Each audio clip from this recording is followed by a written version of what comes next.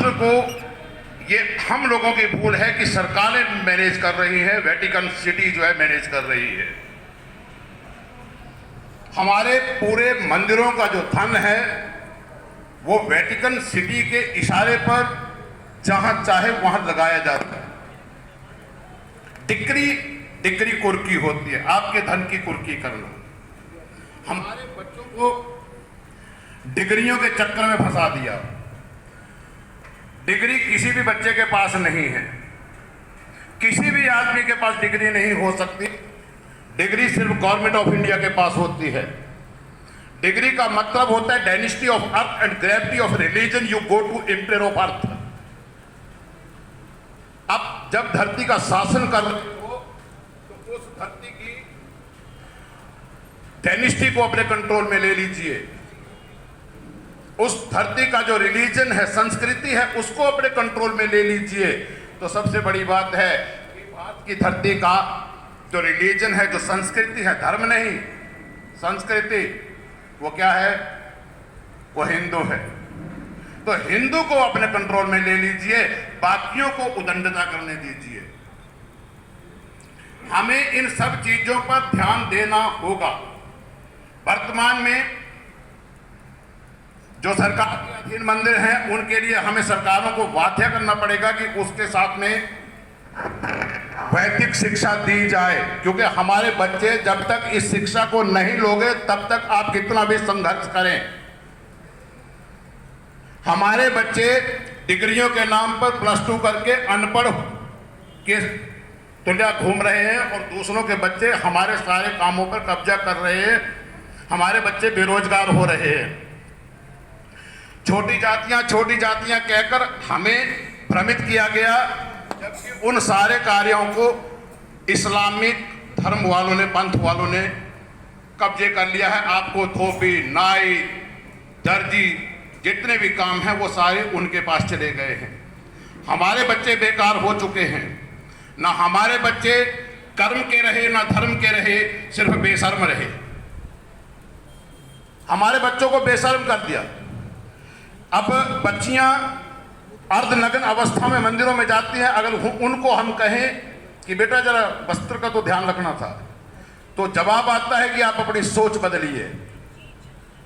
हमें आदेश करने वाले कौन? कि हमारा पहरावा हमारी स्वेच्छा से होना चाहिए। तो फिर वो आदेश हमें कैसे कर सकते हैं कि हम अपनी सोच बदलें? क्योंकि वो सोच हमारी स्वतंत्र है कि उनके बारे में फिर हम क्या सोचें। तो व्यवस्था हमारे समाज में गड़बड़ हुई है। जब तक हम इस व्यवस्था को टारगेट नहीं करेंगे, और ये समाज के द्वारा, शासन के द्वारा जब शासन आदेश करता है तो प्रामाणिक रूप से हम जितना भी मर्जी चिल्लाते रहें, उसका कोई समाज भी उतना नहीं मानता जब शासन आदेश आता है। और इसका मैं एक उदाहरण देकर वाणी को विराम दूंगा। पहले राजाओं को, भगवान राम वशिष्ठ जी के शिष्य हैं, विश्वामित्र जी के शिष्य हैं, उनको धर्म की रक्षा, संस्कृति की रक्षा करने के लिए उनको राजा बनाया गया है। तो राजा के द्वारा धर्म और संस्कृति की रक्षा करवाई जाती है। हम सिर्फ उसका प्रचार कर सकते हैं, अध्ययन कर सकते हैं। अध्ययन के बाद समाज में उसके विषय बताए जा सकते हैं कि ये हमारे फायदे में है, हमारी चीजें नुकसान में है। मंत्रों का चीज है तो मंत्र हमने सीधा डाल दिया कि ये ब्राह्मणों और साधुओं के जपने का कार्य है, जबकि मंत्र का मतलब सीधा होता है फॉर्मूला। 7 करोड़ फॉर्मूले हैं, ये कोई विषय नहीं है कि क्या है। 7 करोड़ फॉर्मूले हमारे और 7 करोड़ मंत्र हैं।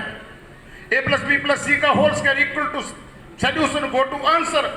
जब तक मंत्र के बीच में आपको समाधान नहीं दिखे कर पाओगे तब तक आप उसके उत्तर पर लेकिन भ्रांतियां फैला दी गई समाज के बीच में। इन भ्रांतियों को जब तक हम समाज के बीच में से खत्म नहीं करेंगे तो उसके लिए वैदिक वैज्ञानिक भ्रांतियां जब तक हम खत्म नहीं समाज के बीच में से करेंगे तब तक हम न संस्कृति को बचा पाएंगे, न मठ मंदिरों को बचा पाएंगे। क्योंकि सरकारों के ऊपर जिसका कंट्रोल रहता है वो अपनी संस्कृति को बचाता है, और संस्कृति हमारी मठ मंदिरों से है, वैदिक पूजा से है। तो प्रत्येक जो सरकार के अधीन अभी तक है उसके बगल में एक वैदिक शिक्षा पद्धति भारतीय संस्कृति से ओतप्रोत संस्कृति से शिक्षा पद्धति आर्टिकल 30A के तहत जो भारत में सनातन धर्म को प्रैक्टिस करना बंद करवाया गया है, इस्लाम और क्रिश्चियनिटी को आप प्रैक्टिस कर सकते हो, इन चीजों के ऊपर हमें ध्यान देना पड़ेगा, तब हम आगे बढ़ सकते हैं। बाकी जहां भी विश्व हिंदू परिषद आदेश करेगी वहां तो हम आदेश करेगी, वहां हम खड़े रहेंगे। इसी चीज के साथ, इन्हीं शब्दों के साथ मैं अपनी वाणी को विश्राम